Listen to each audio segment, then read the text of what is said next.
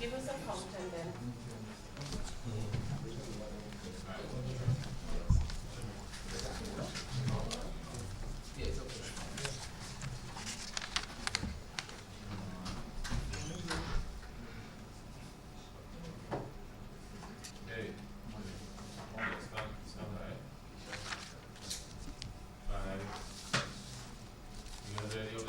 Yeah.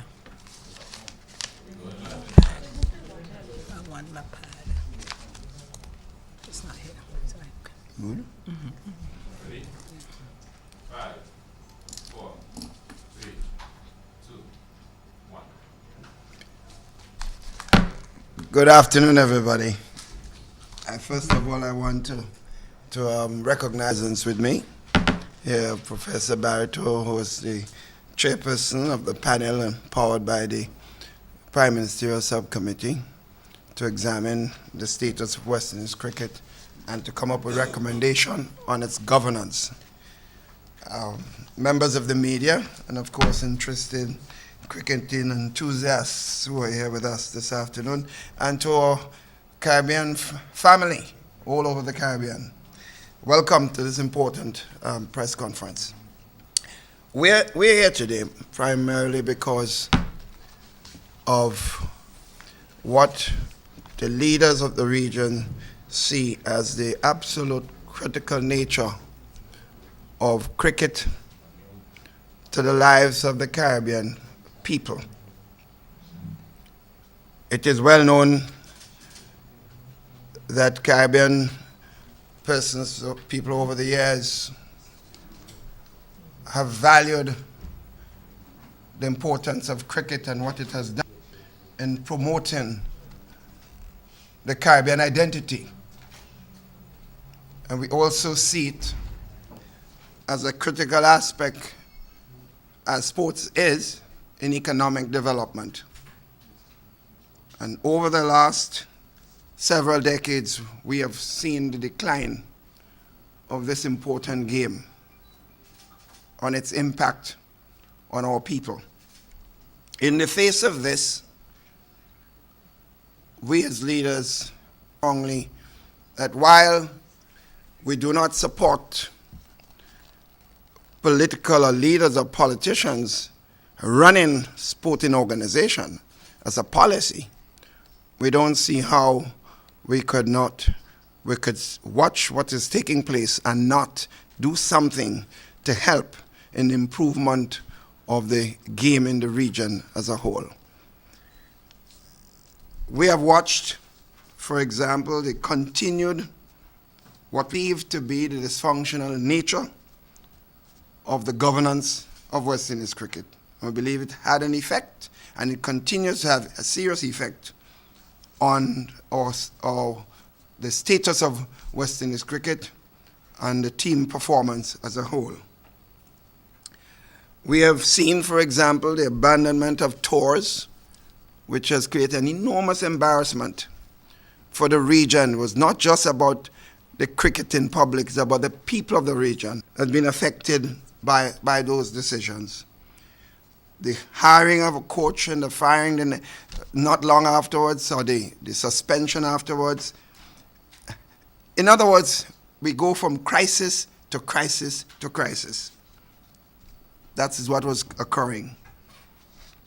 We have had several reports mandated by different sectors of the Caribbean family looking at West Indies cricket and to engage the West Indies Cricket Board in moving forward with a modern system of governance for West Indies cricket.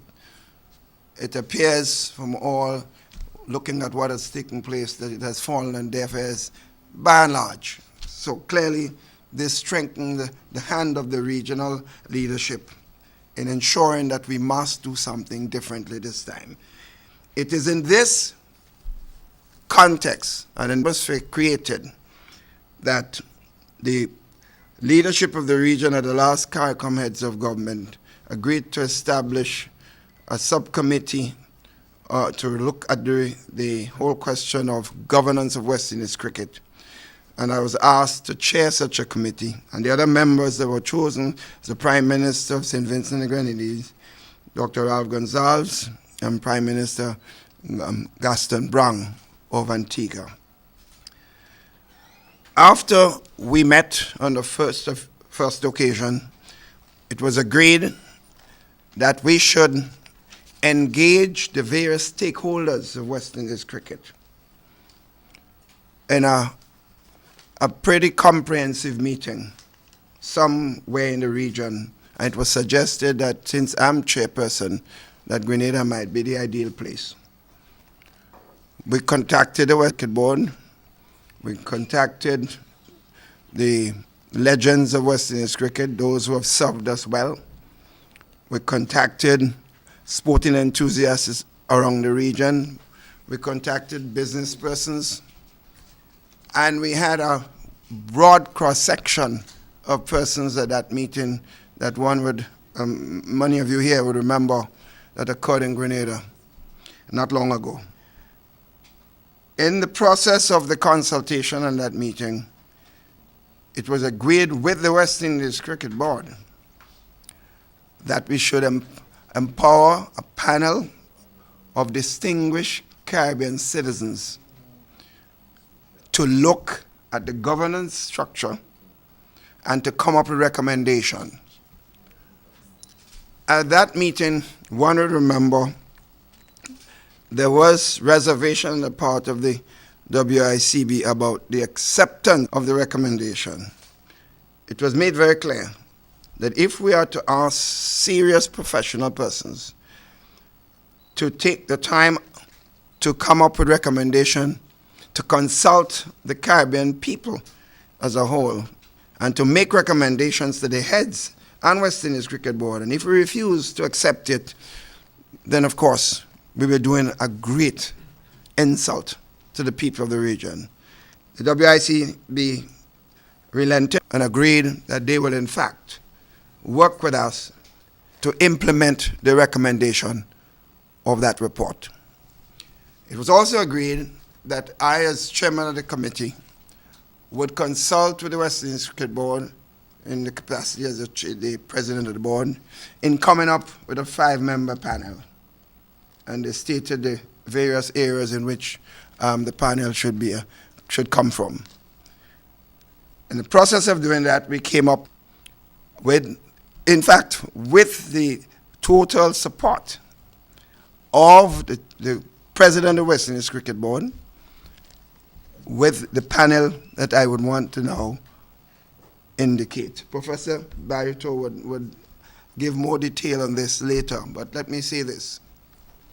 We also felt that we should not have a panel without a distinguished woman personality, because women cricket must be seen as an important aspect of the development of cricket in the region.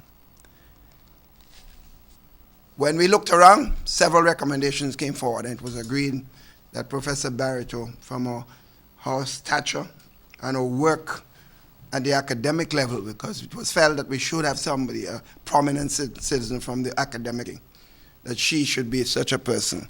I approached her, and she agreed. We were not talking chairmanship at that point in time. She agreed to be a member.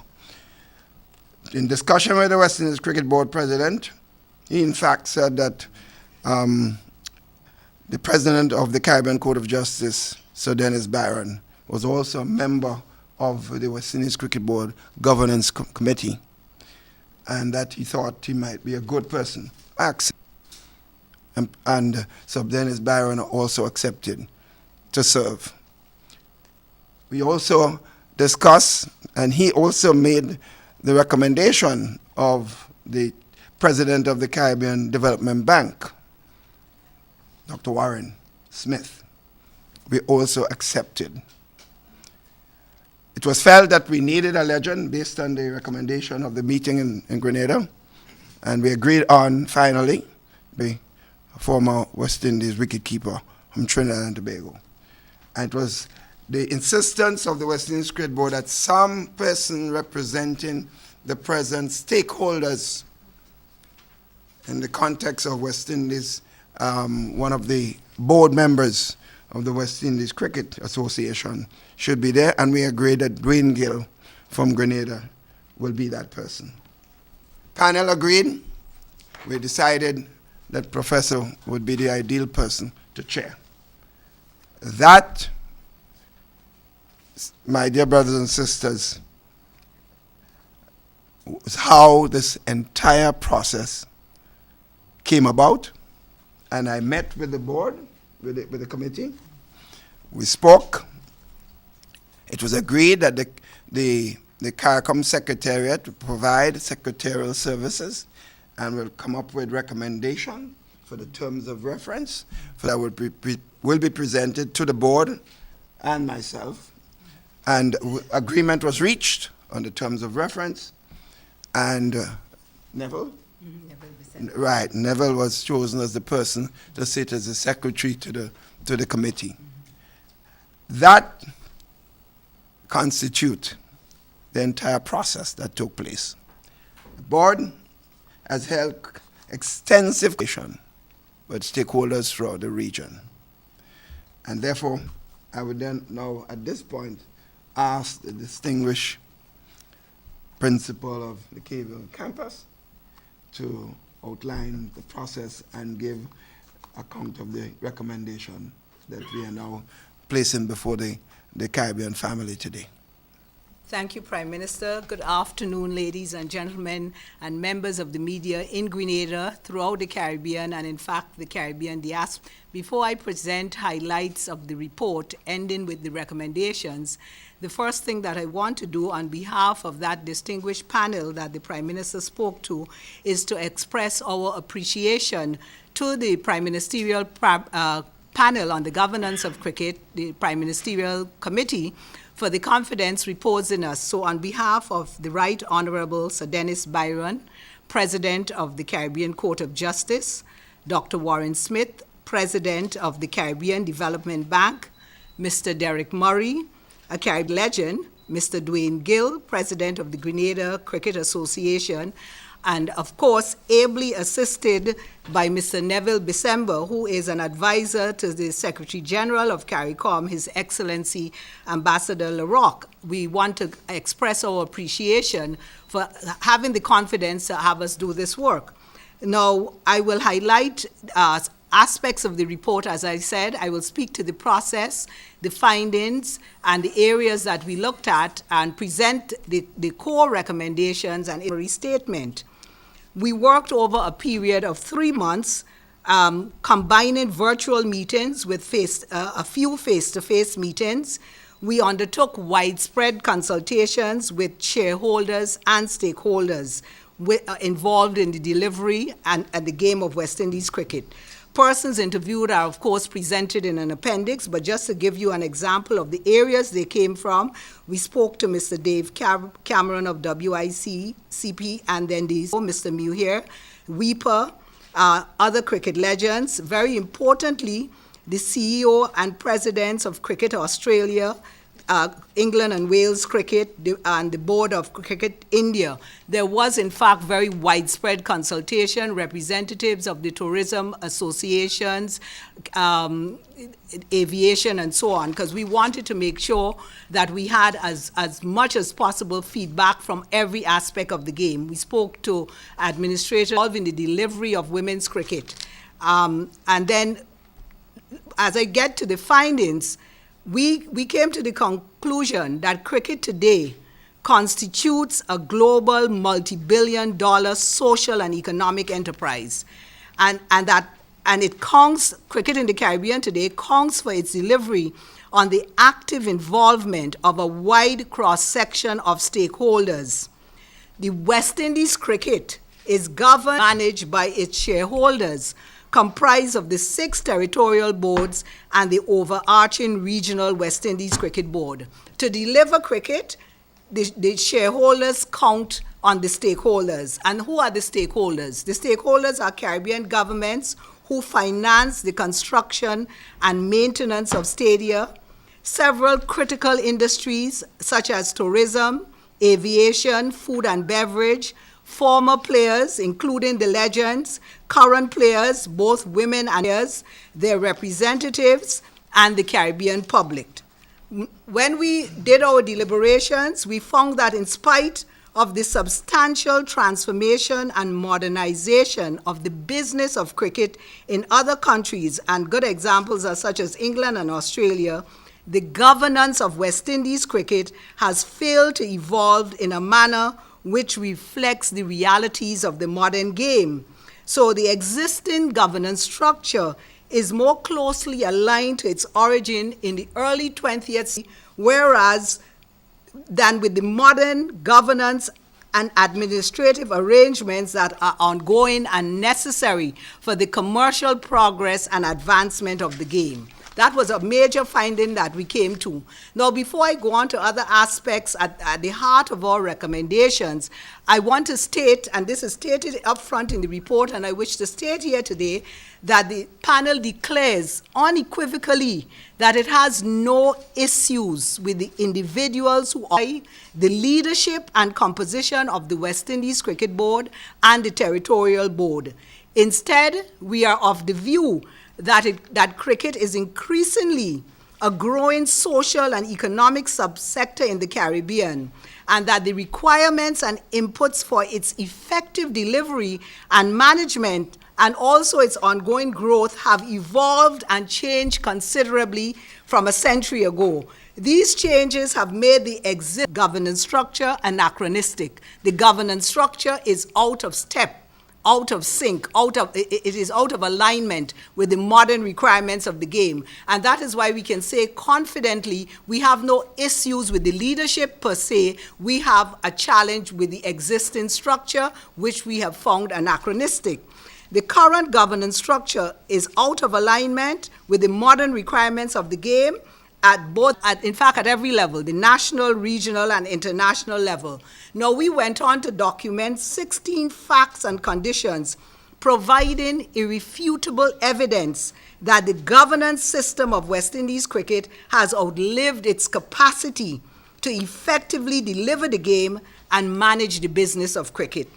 We paid special attention to two additional areas: cricket as a public good and the state of West Indies women's cricket. Our analysis of women's cricket revealed even a state of decline, which is contradictory because when you look at the current women's team, they perform very creditably. They are ranked 5th out of 10 in the world, of the 10 nations that are ranked. But we recognize that when these current group of women players migrate off the scene, there is not another tier there that is being developed to assist them. As it relates to cricket as a public good, the panel holds the view that cricket in the West Indies is a public good its delivery is a public good managed by a private company, and that cricket satisfies the conditions to be classified as such. We elaborate on this some more in the report, of course, and we could discuss it in questions. Now, let me go to the recommendations because I recognize this is what you want to hear. The first two recommendations, and this is why you got everything else, because if I had said that after, you wouldn't hear any, so I needed to clear the air on that. In this regard, in light of everything we have said before, the panel strongly recommends the immediate dissolution of the West Indies Cricket Board and the appointment of an interim board whose structure and composition will be radically different from the now proven obsolete governance framework. We, that is the panel, sees this as a fundamental foundational requirement. The other recommendation I need to make quickly here so I could go on to elaborate this point is that the panel also recommends the creation of a new governance and management architecture for West Indies cricket. So the immediate dissolution of the current structure and the creation of a new governance and management architecture. And we see these two first recommendations as absolutely necessary in order to transform and modernize the governance, management, administration, and playing of the game. All the other recommendations that we make are dependent on the delivery or the implementation of those two. Prime Minister, with your permission, I'll highlight just 3 more and then stop because I'm sure the members of the media are getting excited. Until the new board and governance structure are in place, the panel recommends the appointment of an interim board and a management expert. The panel took note of the fact that an interim board has been installed in Sri Lanka without falling into disfavor with the ICC. The panel is very clear that it is not recommending the involvement of Caribbean governments in the administration of cricket. Rather, the panel sees the governments as a catalyst in getting the new governance structure up and running, but that should be left in the hands of professionals and a change management expert. The panel recommends the implementation of an entirely new operational framework involving institutional changes and new criteria for the selection of the management and board members. And Prime Minister, I will only mention one more. We have others. The selection process must be overseen by a headhunting firm, which will lead a process. The panel therefore recommends that a headhunting firm be selected to ensure new board members possess a particular set of criteria and skills appropriate for membership of a reconstituted board. Ladies and gentlemen, I have specific recommendations as it relates to women's cricket and deeper recommendations in terms of these. But I think I've spoken enough to give you a sense of the orientation of the work of the panel, the seriousness with which we took our task, and the responsibility we felt, and the honor to have been asked to be part of this catalyst to rescue Westgate. Thank you, Prime Minister. Colleagues, I think we have got already a lot, a mouthful. I just want to reinforce 2 points that the chairperson pointed to. That the court is not dealing with the personalities. Too many times when we have serious issues in our governance system and various institutions, we get all worked up on personalities and we forget the basic structure invariably is responsible for what is taking place. So you're changing personnel and nothing changes. So the structure, and this is what the heads are going to be involved in, helping to change, not the personnel changes. The governance structure will determine who heads the organization, and that must be emphasized and emphasized over and over and over. Another point that was alluded to by the chairperson, we might say that women's cricket is doing well, as if it's been governed properly. West Indies cricket was doing well, but it didn't mean that it was governed properly. So what we have found out over the years is that even in the men's game, when 10, 15 years ago, when you have under 15 tournament, under 17 tournament, under 19 tournament, we come in 1, 2, 3, West Indies. By the time they reach to the test arena, we come. What does that tell us? The stage of development to take the talent to the level of test cricket is where the problem lies. And that has to be at the door of the structure. It can't be anywhere else. Those who govern the system itself is responsible for the decline of players who show enormous potential at under 15 and under 17 and under 19. And when they go test level, you see continuous decline to the point that the West Indies team itself is affected at the test level. So I just want to underscore this to make it clear that the rationale for coming up with a new governance structure is absolutely essential. And the support of the heads is without doubt. And Prime Minister, if I may elaborate on the point you were making, in terms of the parlous state of West Indies women's cricket, the men, even though the men are performing not as excellent as we would want, the men's cricket has national competitions, senior competitions, an A team, an under 19 team, and under 15 team. The women's cricket has one competition. Wavell Hines, in our interview with him, made the point that there is a clear pathway for the male cricketers. The same cannot be said about the women cricketers, even though they are currently doing exceedingly well, the women cricketers. But when that group goes, Stephanie Taylor and all the rest, the next level is not being developed, so that the women's cricket, the decline in women's cricket, or what will become the decline, is heightened, but it is not being seen because of the level of performance at this stage. Before you go on, I just want to make one additional point.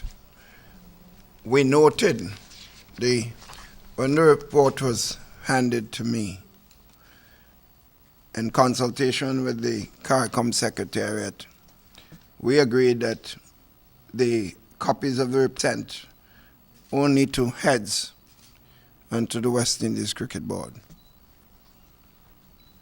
It was therefore extremely surprising that the entire report was in the press yesterday in Jamaica. That, to me, only highlights the problem that we face. I will not say no more on that particular matter, but I just want to make that point. Okay, good afternoon, Prime Minister. Good afternoon, Dr. Barito.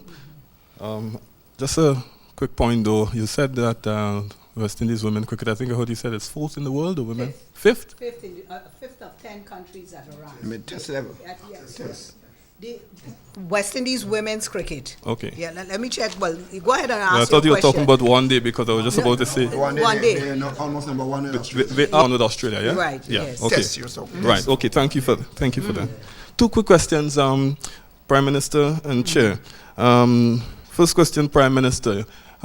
As you spelled it out, at every point, the process, the procedure, you had the support of the WICB, and everybody supported the structure, the appointment, the procedure, everything. You also mentioned that you do now have the commitment from before in terms of in these recommendations. Is that You had the commitment of who? the commitment from the WICB Yes. board in terms of That was the agreement in Grenada. yes. So they did commit Yes. to the implement. implementation. Yes. Okay. Yes. Sir. Yes. Okay. Probably Would I ask Dr. To Barrett to accept the recommendation Yes. and implement. accept and implement? Dr. Barito, yes, yes, sir. you drew from you mentioned about the widespread consultation. I noticed you didn't mention Sri Lanka. I'm assuming you consulted with Sri Lanka as well. There was a meeting in Barbados around the International Cricket Council late June, the ICC, and the members of the panel met with representatives there. Right. Okay. So the question is, could you share with us what did you draw? Because the Sri Lanka experience, where they actually install an interim board as a precursor to change the. What did you draw on your team draw from that experience? Well, we refer to that, in fact, as an example, and it's in the body of the report that you in fact could move to an interim board and that the cricket could continue, so that the idea of calling for the dissolution of the board does not mean that you won't have any administrative or governance framework, because that Sri Lanka has done something similar, and that, in fact, it is working. So in the report, we refer to that, the example of Sri Lanka. in such a way that you don't run out of favor with the ICC. Yes, yeah. And just quick from Dr. Mitchell again, in terms of the implementation phase, what happens now? They have committed all the way, they are committed to the implementation of the recommendation. How do we proceed? Yeah, the Prime Minister Subcommittee, together with a few other heads, have consulted and agreed that we should write, the Secretariat would write the West Indies Cricket Board for urgent with the subcommittee and any other heads who wish to attend. We'll make it available to all heads. And some heads have expressed that they want to be there. That's how serious they're taking it. And they expect to have that meeting very soon to look at going forward. In fact, the president of the West Indies Cricket Board called me yesterday and he asked me what happens next. I said, well, either you would have been written to already or will be written to for urgent meeting with the Prime Ministerial Subcommittee to look at going forward, okay? And he did say that the board is planning to meet on the 12th. I said, well, December. That can't be a demonstration of the urgency that we see. And heads certainly is looking for an urgent meeting to look at going forward. Mm-hmm. So I expect that we should be seeing a much earlier meeting than I think the West Indies Cricket Board president had in fact indicated. I also want to add one thing for clarification. Professor Barrett confirmed every member of the panel was in fact consulted with the final report, and none of them objected to any aspect of the recommendation. That is true. So I want to reinforce that because I think it's a very important point to make.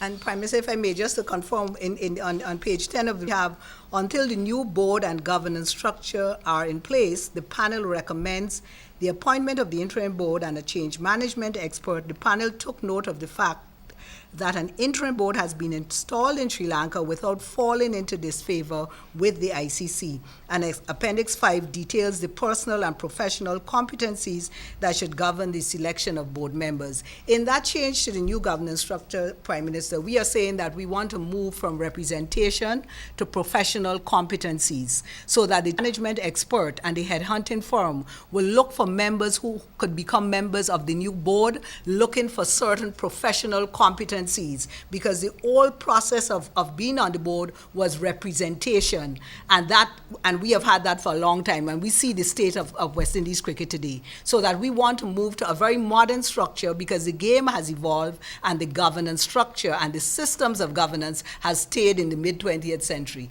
So that whoever is in place, the fact that the existing government does not yield accountability and transparency, that eventually a certain type of leadership would emerge. Hence, we can say quite comfortably, we do not have any issues with the current leadership because we think the existing structures give rise to a particular style of leadership after a period of time.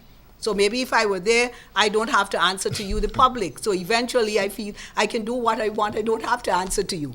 But we want accountability. We want the board to be run like a modern corporate with professional competencies. That is the recommendation that the panel put forward. Mr. Prime Minister, given what has happened to previous reports on the WICB, there is a great chance that nothing could happen to this report. So what happens if nothing happens? If we judge it from history, I would say yes. This one is different because the heads is certainly directly. It's the first time the heads of government has in fact mandated an initiative to deal with change of the governance structure of West Indies cricket. And all it has asked is to take into consideration previous report that has some useful recommendations in it. Very useful. And they've made it very clear that we'll stand united in this effort because it's not about personalities. It's about the governance of the cricket, and because cricket holds such an important place in the hearts of all Caribbean people.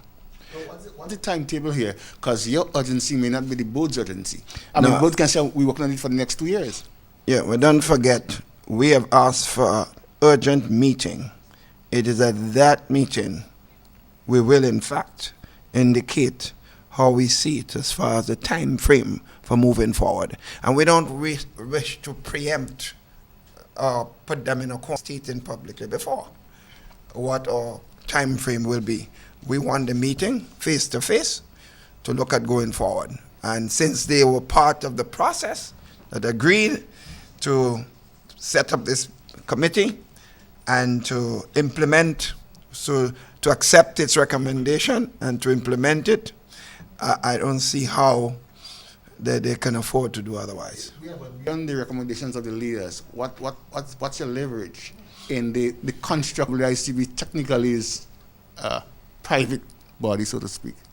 Well, I think it was pointed out that, and Professor Barrett in the report made the point, the taxpayers of the region is the ones that fund the infrastructure of West Indies cricket. They're the ones that spend all the resources.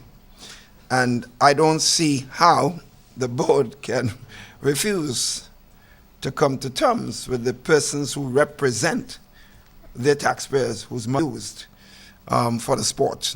So I think that's, to me, must be an important leverage in every respect. And don't forget, the board is in a serious situation. It isn't a very nice situation they find themselves in, where they have a $42 million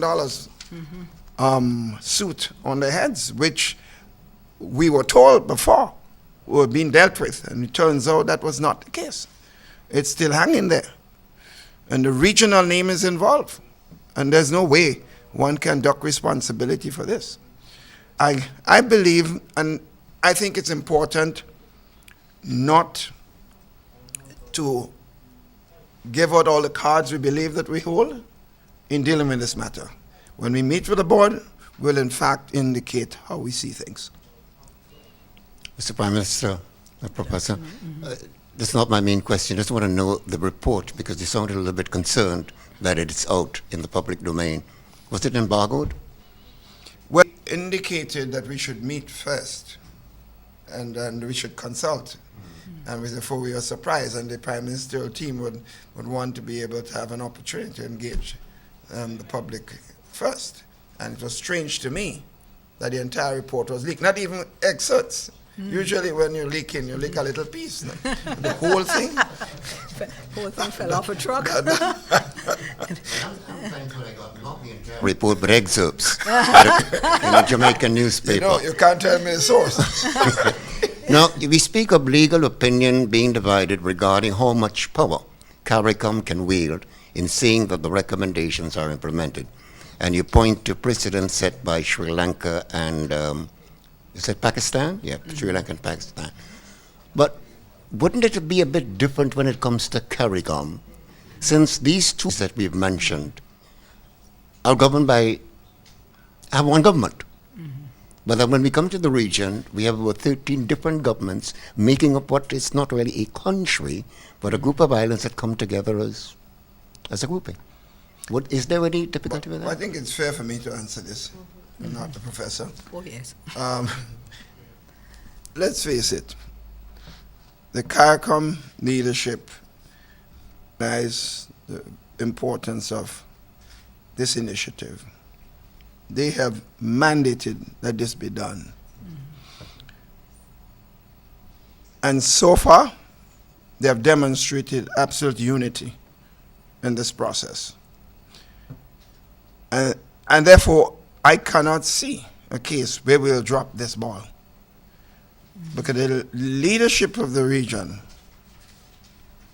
will, in fact, have great difficulty if he does not see this through in a united way. Because that is their ball. This initiative came from them, from us. And therefore we can't drop this ball. Question to finally, mention was made of another chair for women's, development of women's cricket. So therefore, this is one of the problems, of the many problems that West Indies cricket has faced. That in the heydays when we had everybody making, not everybody, when it's like we could wake up tomorrow morning, go on the beach and get a test player, but we weren't doing anything to really develop the other players to create more of the Richards and the Richardsons and so forth. So that isn't that a serious problem that could have left us mixed with all the other problems to bring us to where we are today? Prime Minister, Yes. as it relates to women's cricket, or you speaking No, generally? I know of the women's cricket. They've Right, been yes. doing pretty well as I'm concerned. But I'm talking about the men's cricket. I mean, they lost today again, you know. I mean, one of my colleagues expressed surprise here that they lost. I get surprised when I hear they win That's right. because they're just losing. And I think it's really sad in the Caribbean that what you have just said is really how most of us, we are surprised when they in fact do well. And just recently in the first test, the young man, Jomel Warrican, the son of a colleague of mine, bowled very well, but it came to naught. And the developmental, one of the things we found is that the developmental programs, even for men's cricket, which we found that the board has a responsibility for, that the vision and the developmental strategies are in fact missing. We did not see evidence of that vision and developmental strategies. And again, when it came to the women's cricket, that heightened, that was also very absent. So I think in terms of the questions that was posed to the Prime Minister, what are we going to do? I mean, I think one of the things our committee has done was really document what we all know collectively, that the cricket is in decline and it is going further. And in terms of whatever leverage the Prime Minister and the Prime Ministers have, it is if we do not act as a Caribbean community, we are saying that we are washing our hands of any responsibility for the rescue of Caribbean cricket, or West Indies cricket, however we prefer to call it, because it is in a state of decline, and it has been for a very long time. And that is why I think the committee was energized to provide the Prime Ministerial Committee with the best set of recommendations it could in its judgment. And these recommendations did not come easily. We did not say dissolve the board because that was easy to do. We said dissolve the board because the board is non-functioning. And so we point that we are saying, I mean, it's easy for me because in a sense my work is done, but we are saying to the prime ministers of the region, you have a responsibility on behalf of these multiple stakeholders involved in Caribbean cricket to assist, to become a catalyst for the reorganization of Caribbean cricket. Not to run it, but to become a catalyst for its reorganization. Let me just add, if the regional leaders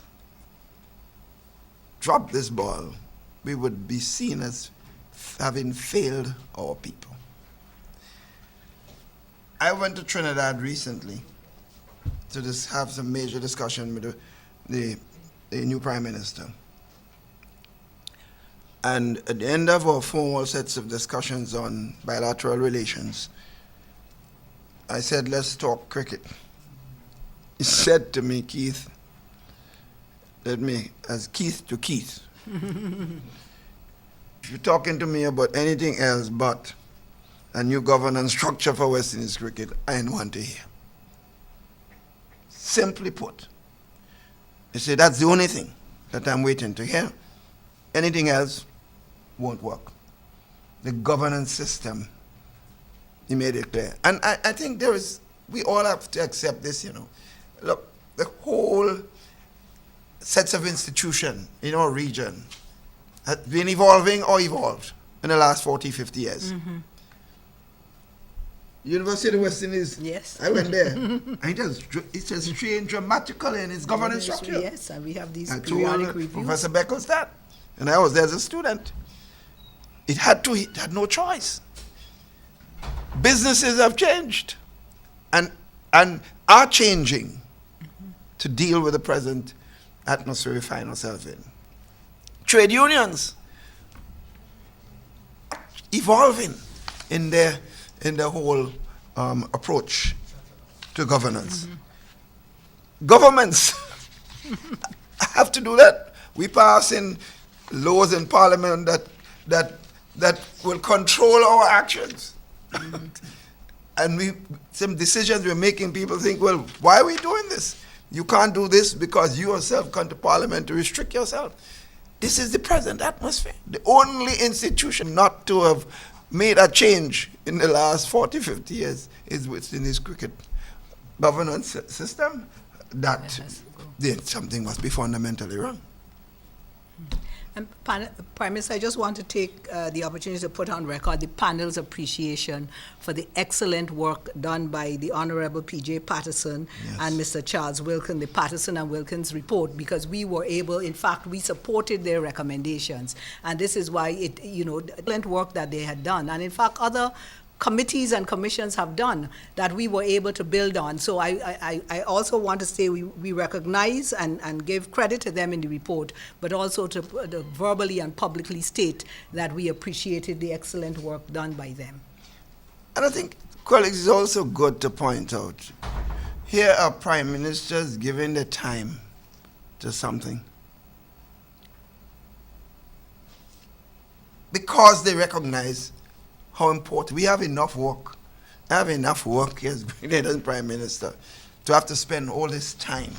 But this is so important. That's why we're doing so.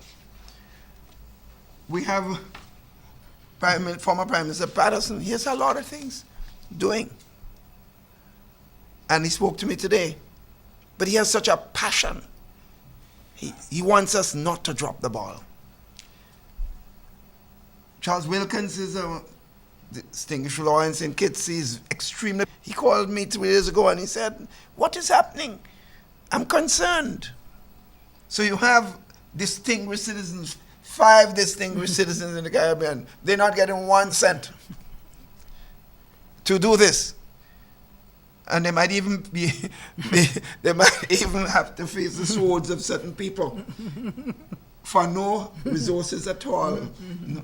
That tells you there are a lot of good people in the region who want to see the best for West Indies, the West Indies family. And cricket is an important aspect of the success of that family, called the Caribbean family.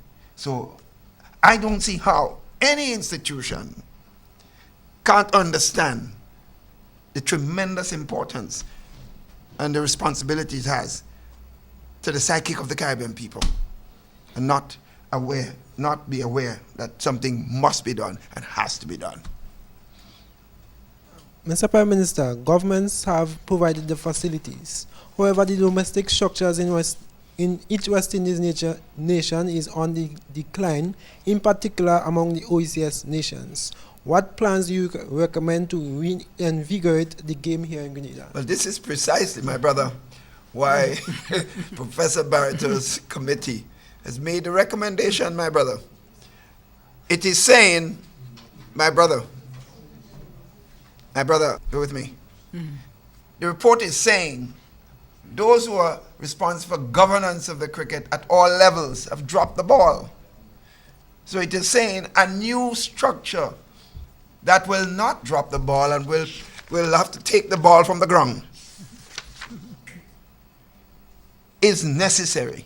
So we expect this new system to see to it that cricket at all levels in Grenada, for example, is in fact improved dramatically. I played cricket in St. George's. They used to have some of the best competition here with several teams, and nothing exists, hardly anything exists in St. George's now. Not much. So we have to get back to that. If we hope to get back to the pinnacle of world cricket, we have to deal with all levels. And we are saying, therefore, to answer your question specifically, as I said before, that's why the panel recommendation is so vital. My other question, West Indies Cricket Board accounts to its affiliates, which is good governance. Why should government get involved in the process? Which is what? Good governance? Which is good governance. Why should government get involved in a process which works professionally around the world and is accepted by the International Cricket Council? No, let me get you again. I have to get you because I don't want to reply to something I didn't pick up. Let me repeat. West Indies belongs to its affiliates, which is good governance. Why should government get involved in a process like that, which works professionally around the world and is accepted by the International Cricket Council? But I think we have laid out a comprehensive rationale for answering this question today. We stated why the heads were concerned, while all bodies and all people in the region were concerned with the state of West Indies and lack of governance struck to bring it forward. We stated how the genesis of everything, how it started with the heads, how it was part of recommendations in the past and nothing happened, how it came about to have this governance subcommittee, how the governance committee brought all stakeholders, business, past cricketers, all the guys who are responsible for giving us the name we have in West Indies cricket today. The Gary, the this one, the Viva, all the people, they were involved. Whereas not in the best physical state, he was here. All these people are concerned. They came. We had the West Indies Cricket Board here, and we all agree that things are in bad shape. No one could deny this. So that answers your question. So we went through all the permutations of information related to why we are here today and why we are making decisions. And I do make the point, I don't want ever it be interpreted, because Professor Barreto articulated this, and I am repeating that over and over. The government is not involved, will not be involved, and never been involved in the management and running of West Indies cricket. Like anything else, anything that affects the people of the region, the government can't be out of the loop. Cricket affects us. We've said everything about it. And if we represent people and we say we want nothing to do with an important element that affects their livelihood, economic and otherwise, then we will be failing in our duties as leaders for fundamental responsibility for lifting the lives of our people. Prime Minister, if I may, I want to also add to what the Prime Minister has said to the young man, that if in fact the West Indies Cricket Board is accountable to the territorial boards and the other way around, that accountability is not demonstrated. We have not found any evidence of that accountability. So the governance structure says that the shareholders are accountable to each other. But in fact, when you look at the evidence, the accountability is in fact absent. So that you have a governance structure that is responsible for the day of the game and cannot deliver the game without the stakeholders. The shareholders are accountable to each other. That is it on paper or in theory. But in reality, we do not see the evidence of that accountability. We do not see answers flowing in either direction, or the notion that you have to explain behavior, change behavior. And as the Prime Minister has said, this is one of the reasons that the committee is presenting this report today. And in fact, in the summary statement, we have a statement that goes, the existing governance arrangements are oblivious to, out of touch with the changes in the Caribbean and the international game, and also out of touch with Caribbean societies. The WICB and territorial boards have been able to ignore the extent to which their operations lack transparency and accountability because the current structures do not respect these basic tenets of good governance. If I am a principal of the Caville campus of UWI, there are certain committees I have to chair. There are certain reports that I have to bring before those committees at particular times. And I have to report to the council, first chancellor, and then overall to university council. If I do not undertake my duties, now I may do them badly, but there are certain things that I have to do. If I don't do them, then there are all sorts of systems that are activated to deal with that. What happens when the West Indies Cricket Board fails to undertake certain responsibilities? Do the territorial boards activate levels of accountability that make the West Indies Cricket Board answer? So there's an absence of built-in stress within the governance arrangements that hold the board accountable, and also vice versa. We have focused a lot on the board, but we have also mentioned in here that there needs to be a commonality of articles of incorporation for the territorial boards. But given that the West Indies Cricket Board is the overarching structure, we have focused on that, but the recommended changes in the governance structure has to ripple down to the territorial boards also. Because even if you think there are things that are odd and out of sync at the West Indies Cricket Board, when you check some territorial boards, they have not met for years in terms of AGM, in terms of financial statements. So all of that is there. So we are saying to you, you are incorrect if you say there are existing governance structures. We are saying that at the level of the WICB, the governance structures are extremely faulty, and it does not hold the leadership accountable. So it is not a question of the leadership in and of itself, but the structures on which we practice the management and governance of these cricket is anachronistic, it is out of sync, and if we want to rescue West Indies cricket, we have a responsibility to take these recommendations seriously. I cannot say implement, because that is the responsibility of the Prime Minister and his committee. But the recommendations are coming from very serious Caribbean citizens, and I am humbled to be part of that group with the Honorable Sir Dennis Byron and Dr. Warren Smith and Derek Murray and Dwayne Gill. I'm humble and honored to have been part of that. But as a Caribbean, I do care. As someone who cares about Caribbean development, I do care what happens to West Indies cricket. So this is coming from persons who the Prime Minister stated took time out of their busy schedules to care and to react to the best of their abilities and provide recommendations. Yeah, let me just add one thing to just give you an example of what some of the basic fundamental problem we're facing. After the abandonment of the tour of India, the West Indies Cricket Board commissioned a committee to examine the reasons for that debacle. The same committee recommended that and blamed three major parties: the West Indies Cricket Board, WIPA, and the players. Right? You ask yourselves, has anyone or all of them been disciplined or made to answer to their part in the arrangement and what happened? All right. Two players. Leave it to. Good afternoon, Prime Minister. Good afternoon, Dr. Barreto. Good afternoon. Just to first bring a little laughter, it's important to note and to understand that Dr. Barreto is from St. Patrick's. Hail up, hail up. Yes. All right. Satés. Satés, to be exact. Prime Minister, you spoke about the leak and how this document was leaked to the press in Jamaica. However, do you think that leak could have been because the WICB wanted to push a certain line, wanted to probably get certain people on their side? And if so, do you think the majority of people in the Caribbean will be on the side of the WICB? Because I can sense an impasse. Would they be on the side of the WICB or on the side of the government Caribbean in relation to this matter?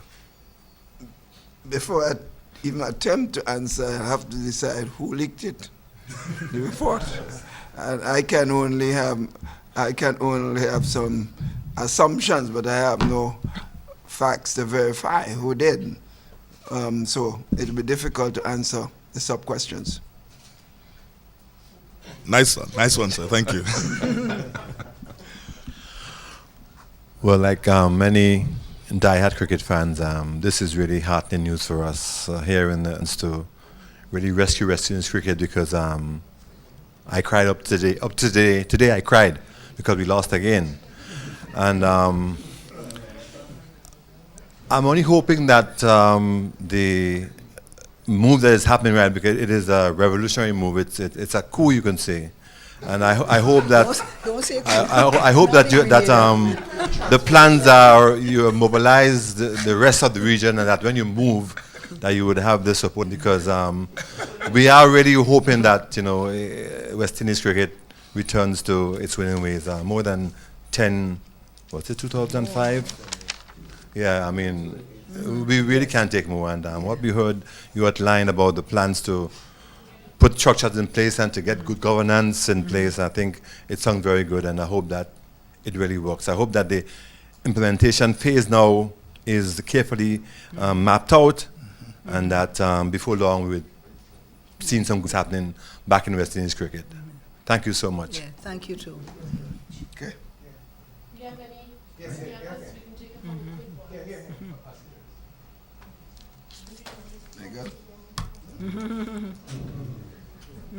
Yeah, from the lady. Yes, of course. Yeah. Afternoon. Good afternoon. Sports cost athletes and clubs a lot these days. Is there any way in considering the West Indies team back to what we know to buy technology on par with other nations? When you say, I'm not sure if you have to use technology, you have to use everything, but I think you mean in terms of coaching, in terms of... Yeah, everything Yes, that is. yes, but when we examine, we know we have the talent, there's access to the technology, there are high-performance centers at the UWI Cable campus. There was a high-performance center there for a while. We think that the board has recently discontinued that. But there's a lot of the use of technology. What we are saying is that at the higher level, the governance, the improved relationships that are missing, the respecters, the notion of handling things in a systematic manner. But yes, there is a role for technology, and I think technology is used in coaching, in all aspects of the game. But these things are happening in a fragmented manner. If you have a sense that at the level of the leadership, there is a disconnect. But yes, there is in fact a role for that. Yes. Yeah, just to say that the technology must be seen as a tool to Yes. improve all aspects of our life. As you know, in whether it's healthcare, whether it's in agriculture, no matter what the area is, technology will play an important part in how we are able to maximize the potential of those areas. So clearly, in sports, technology must be critical. seen as a major tool. But if the governance system is faulty, the technology would not help you if your governance structure is inappropriate. We'll take one final. Yeah. Mr. Prime Minister, we boast about democracy throughout the region. Shouldn't we allow democracy to take and let the territorial board make that decision? Seeing that the board was recently elected. What decision? The recommendations. Well, they would be involved, and that's why it's democratic. We had a representative of a territorial board on the committee, but what was very clear from all our discussions and consultations is that the level of governance at the territorial boards themselves are even less. The kind of examples of good governance that we want to see are even at the territorial level than at the WICP. So at least the WIC may have its AGM and its other quarterly meetings. As I mentioned, we have found out that some territorial boards have no meetings.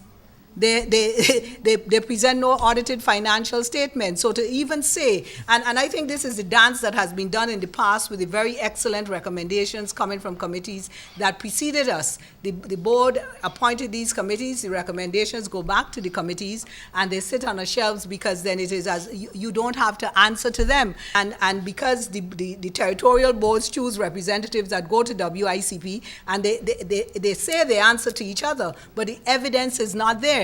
And if the territorial boards were going to make recommendations for the improvement of Caribbean cricket, this committee appointed by the Prime Ministers wouldn't be doing what it did today, because the territorial boards would have come up with the recommendations before. The gentleman who spoke before you spoke about the 2 decades of decline. The territorial boards also know that there are of decline.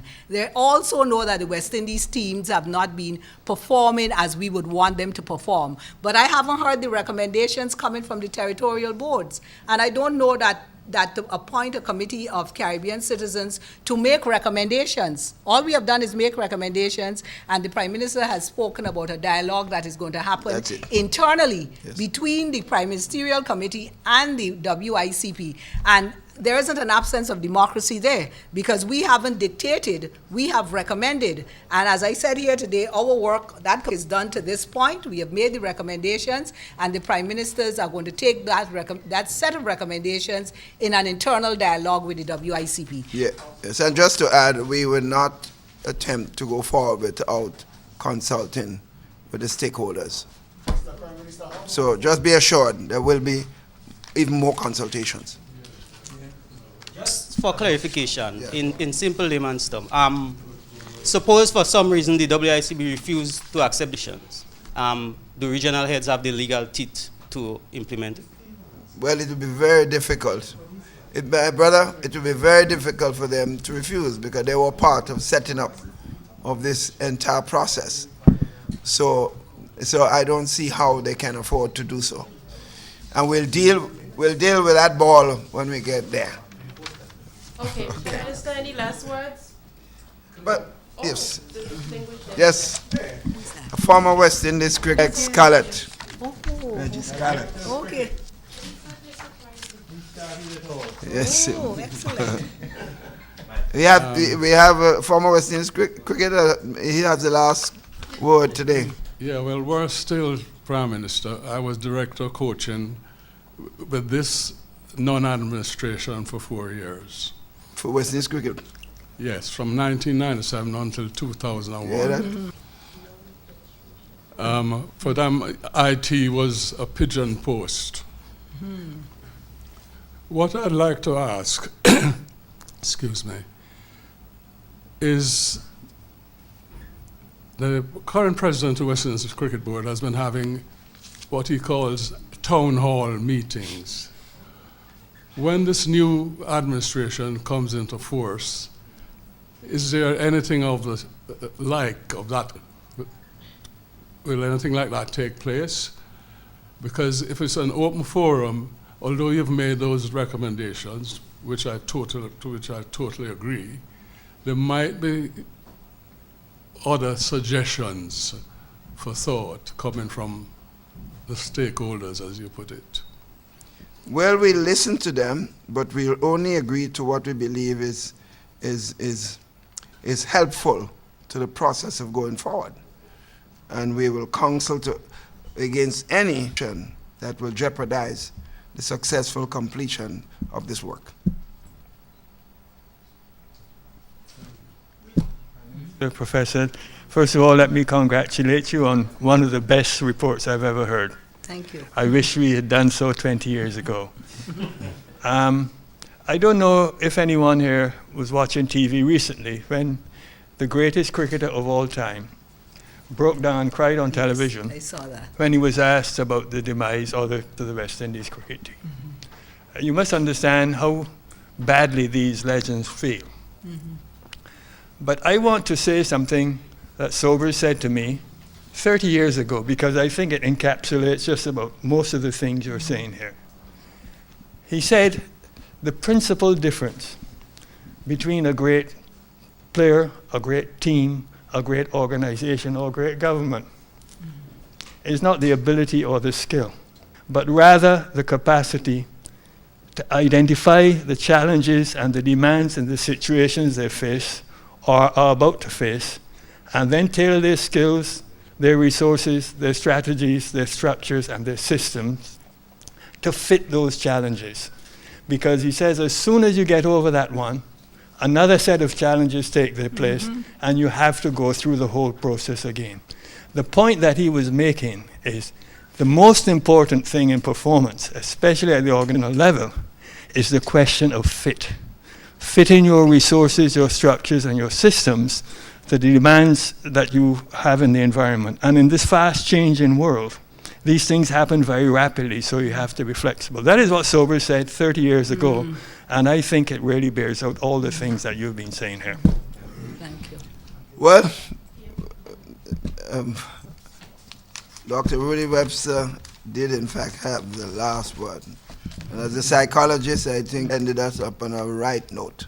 So, colleagues, let me thank all of you and thank our listeners throughout the length and breadth of the region for joining us in this historic occasion, and to thank Professor Barreto and the entire team that were empaneled to look at this and to make the sacrifice that they have made for the efforts, and to let them be rest assured that their work will not go to naught. Thank you. Thank you, Prime Minister. Thank you.